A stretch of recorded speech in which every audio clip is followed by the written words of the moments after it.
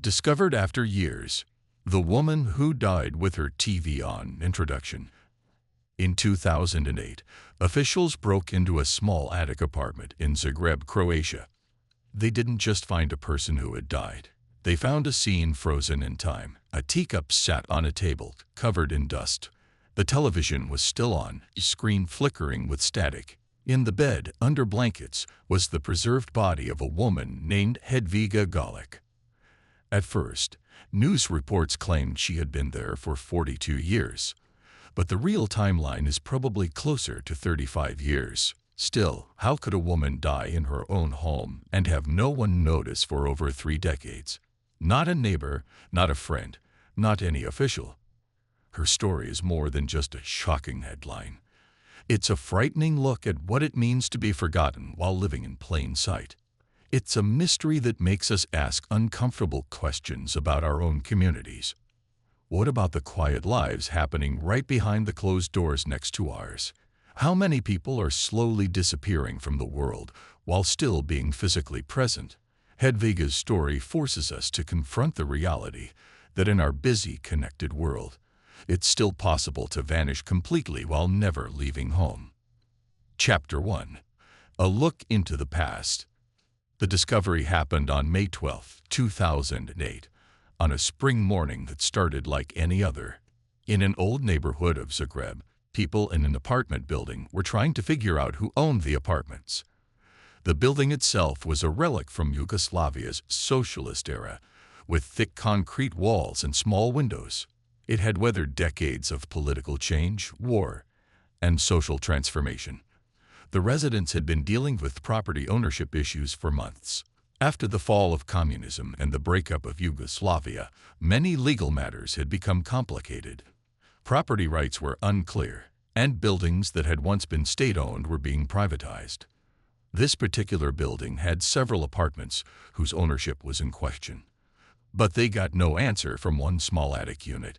The apartment was on the top floor, accessible only by a narrow staircase that most residents rarely used.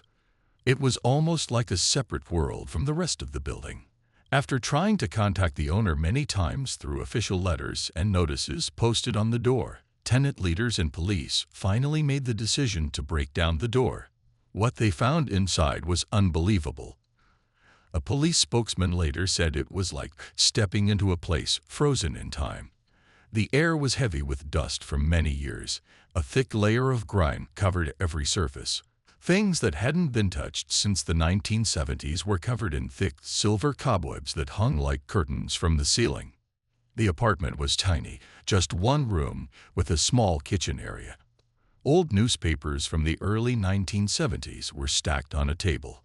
A few dishes sat in the sink, still dirty from a meal eaten decades ago. The calendar on the wall showed a month from 1973. Personal items lay exactly where they had been left. Reading glasses on a nightstand, slippers by the bed, a sweater draped over a chair. It was a perfect silent time capsule from an older time. The smell was strange but not unpleasant, dusty and dry, like an old library that had been closed for years. And then they saw her. She wasn't sitting in a chair like some early news stories claimed. She was lying on her bed, wrapped in blankets. The body belonged to Hedviga Golic, a woman born in 1924. Some neighbors remembered last seeing her as far back as 1966. Police records said she was officially listed as missing in 1973. For at least 35 years, the world outside changed dramatically. Neighbors moved in and out. Children grew up and had children of their own. Yugoslavia broke apart in violent wars. Croatia became an independent nation.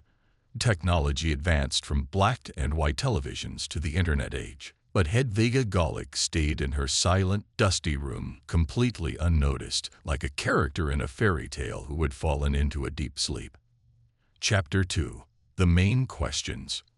The discovery shocked not just Zagreb, but the whole world. News outlets from London to Tokyo picked up the story. Everyone asked the same questions. How? How does a person just disappear from everyone's memory? How can a life end in a busy apartment building in a capital city and no one notices for decades? But these questions led to even bigger ones. What does it say about our society that someone can be so completely forgotten? Are we all just one step away from disappearing ourselves? In our age of social media and constant communication, how is it that people can still fall through the cracks so completely? To understand this, we need to put together the broken pieces of a Hedviga Galic's life. Who is she? What was her daily routine? Who did she talk to? How did she end up so completely alone? The answers to these questions paint a picture of a woman who gradually became invisible, not through any single dramatic event, but through a slow process of disconnection from the world around her. Chapter 3: The Woman in the Attic. Hedviga Galic wasn't always unknown. She was born in 1924 in a small village outside Zagreb. She grew up during a time of great change in what was then Yugoslavia. As a young woman, she trained as a nurse, a respectable profession that required dedication and care for others. This detail makes her later isolation even more tragic. She had once been someone whose job was to notice when people needed help. She moved to Zagreb in the 1950s to work at a local health center. The city was growing rapidly at that time, as people moved from rural areas to find work in the expanding industrial economy. For many young people like Hedviga, the city represented opportunity and a chance for a new life. In 1961, she moved into the small attic apartment where she would eventually die. The apartment was cheap because of its location and size. It was essentially a converted storage space with slanted ceilings and just one small window. But for a single woman with a modest income, it was affordable and private. The apartment was like an island in the building, separate from the lower floors, accessible only by its own narrow staircase. This detail turned out to be very important to the story of how she disappeared. Her personality is a puzzle that neighbors still struggle to solve. One former neighbor, who was just a child when Hedviga disappeared, remembered her as quiet and polite. She would nod hello when they passed on the stairs and sometimes smile at children playing in the courtyard. But others described her differently. They said she was strange and liked to be alone. She had extreme mood swings that seemed to get worse over time. They talked about a woman who could be quiet and pleasant one moment and angry the next. Sometimes she would shout at people for no clear reason, accusing them of things that didn't make sense. Some neighbors remembered incidents where she seemed confused or paranoid. She would claim that people were stealing from her or talking about her behind her back. She often seemed suspicious of everyone, including the mailman and shopkeepers she had known for years.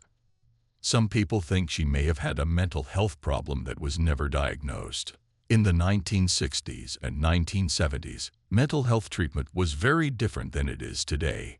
Many conditions went unrecognized, and there was a strong stigma attached to seeking help. This might have made her want to stay away from others, creating a cycle where her isolation made her condition worse, which in turn made her more isolated. She didn't seem to have many friends. Coworkers at the health center remembered her as competent but distant. She did her job well but never joined in social activities or conversations. She ate lunch alone and left immediately when her shift ended. She had a sister named Anna who lived in another part of Croatia, but they stopped talking after a bitter fight in the late 1960s. Neighbors remembered hearing raised voices from Hedviga's apartment during one of Anna's visits, and after that the sister never came back. The exact nature of their argument was never known, but it effectively cut Hedviga off from her only remaining family connection. She never spent time with other tenants in the building. While other residents would gather in the courtyard to chat or help each other with small tasks, Hedviga kept to herself. This growing loneliness meant that when she finally disappeared from view, there was no one left to sound an alarm, no worry family member calling, no close friend knocking, no coworker wondering where she was. There was just nothing. Chapter 4: Looking into an Invisible Death. So what really happened in the 1970s? The investigation into Hedviga's death is a messy mix of different dates, neighborhood gossip, and shocking mistakes by officials who should have been paying attention. The first puzzle is when she died. While the 42-year story made for an amazing headline that circulated around the world, police records and witness statements point to her last being seen in 1973.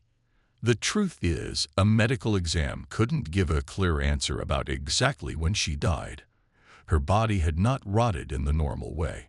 Instead, it was naturally preserved or mummified. Experts think she probably died during a cold winter month, possibly January or February of 1974. She was wrapped in blankets with her windows open in the isolated attic. The cold, dry air created unique conditions that stopped the normal process of decay. Most importantly, they prevented any smell that might have warned the neighbors that something was wrong. The preservation was so complete that when she was found, her body looked almost like she was sleeping. Her hair was still in place, and her clothes were intact.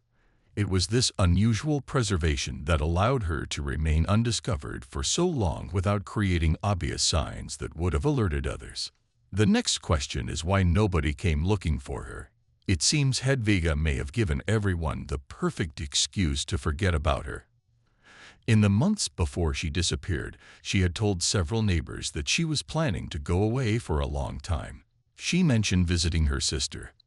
Though we know they weren't speaking, she also talked about possibly joining a religious retreat or moving to the countryside. In her absence, stories started to spread among the neighbors. Some thought she had moved away to live with family. Others whispered she had joined a religious group and was living in a monastery. Still others believed she had simply decided to start over somewhere else, which wasn't uncommon for people during that period of social change. These stories seemed believable for a woman who was known for being private and unpredictable, so they gave everyone a reason not to worry about her absence.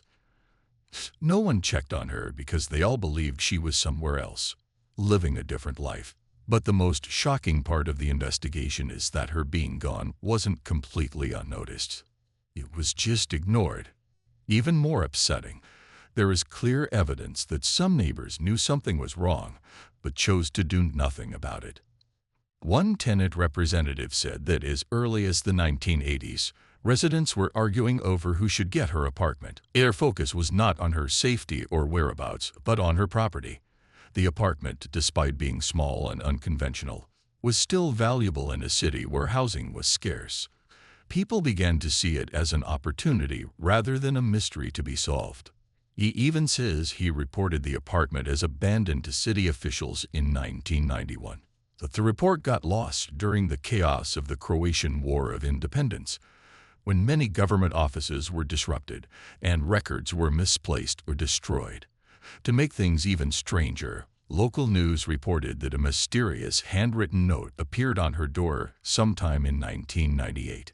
It was signed by a fake group called the Commission of Census and warned that it was illegal to enter the apartment because it was under official investigation.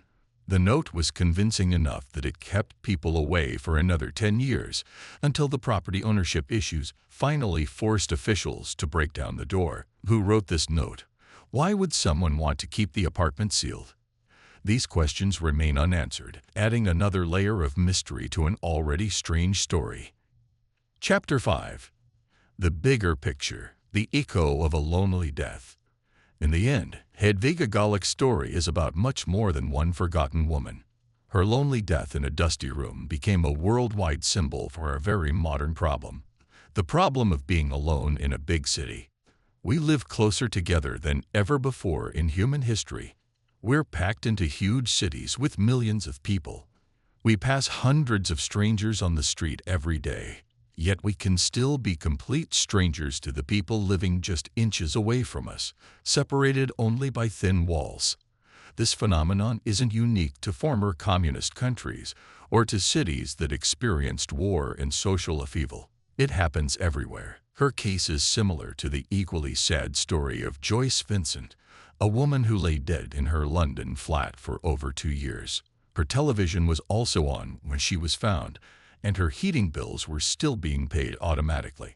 She had friends and family, but somehow still died alone and unnoticed. In Japan, there is a specific word for this, kotokushi, which means lonely death.